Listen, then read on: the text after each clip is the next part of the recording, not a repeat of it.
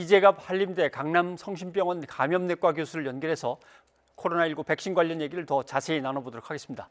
교수님 나와 계시죠? 안녕하십니까? 네, 안녕하세요. 네, 정부가 아스트라제네카에 이어서 파이자, 얀센 이렇게 해서 세 제약회사의 백신을 계약 완료했다고 소식이 들어왔습니다.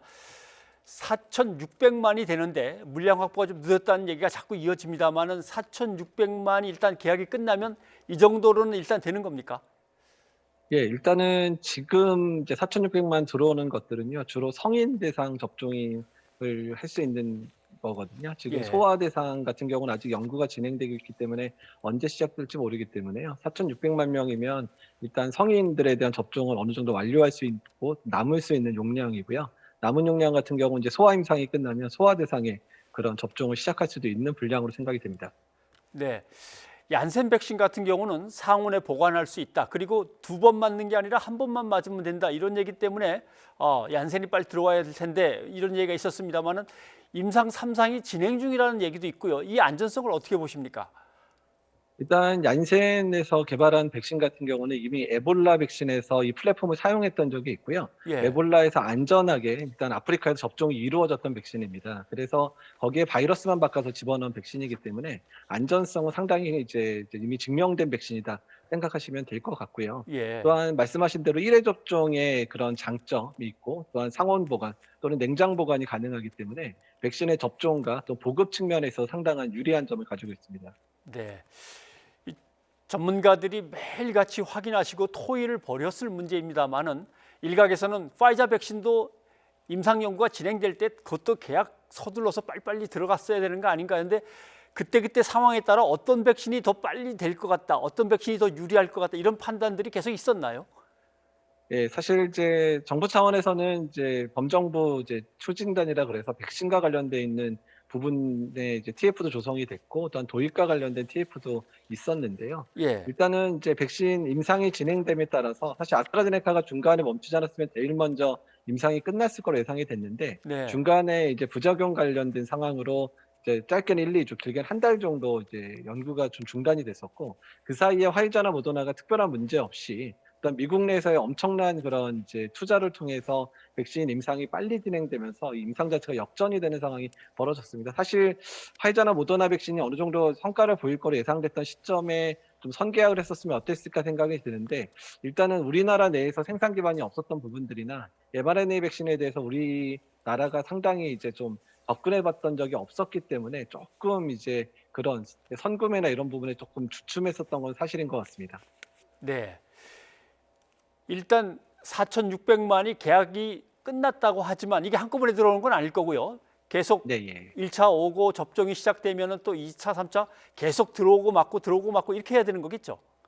예 그렇습니다. 이제 백신마다 처음 들어오는 시점부터 시작해서 뭐 달마다 얼마나 들어오는지에 대해서 아마 지금 계속 협상을 하고 있을 건데요. 또한 예. 생산량이 우리의 예상대로 잘 생산이 돼야지 이제 이런 부분들을 확실하게 가늠이 가능한데 아스트라제네카 같은 경우는 국내 SK바이오사이언스에서 이제 위탁 생산을 할 수 있기 때문에 어느 정도 예측 가능한 그런 물량 공급이 가능하겠지만 이제 미국이나 외국에서 지금 이제 생산이 되고 있는 얀센이나 화이자나 모더나 백신 같은 경우는 이제 그 생산하는 그런 대서의 그런 생산량 그리고 국제적인 공급량에 따라서 국내에 언제 또 얼마나 많은 양이 들어올지가 결정될 거라서 계속적인 협의가 필요한 것으로 알고 있습니다.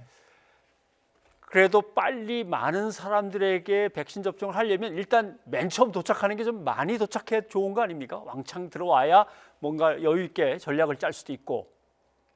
예 그렇긴 하죠. 일단은 초기 물량이 좀 많이 이제 도착을 한다면 일단 초기에 아주 급한 분들 있잖아요. 그러니까 예. 의료진들이나 아니면 요양원이나 요양시설 이제 요양병원 같은 데 이제 거주하고 있는 분들은 한 번 발생하면 사망률도 높고 상당히 치명적이니까 그런 곳에 우선 이제 투입할 수 있는 물량은 좀 빨리 들어왔으면 좋겠는데요.